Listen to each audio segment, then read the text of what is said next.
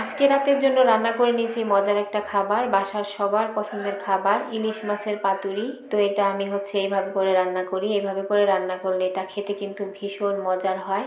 আর বিশেষ করে মাছের উপরের এই মশলাটা খেতে বেশি মজার। তো এই যে খিচুড়ির উপর থেকে আমি মাছগুলোকে আলাদা করে নিতেছি। তারপর খিচুড়িটা যেহেতু গরম, তো একটু নেড়ে তারপর খেতে হবে। আর এই তো মাছগুলো ওঠানো হয়ে গেছে। এটা খেতে কিন্তু অসম্ভব মজার। যারা রান্না করে খান তারাই শুধু বলতে পারবেন যে এটা খেতে কতটা মজার।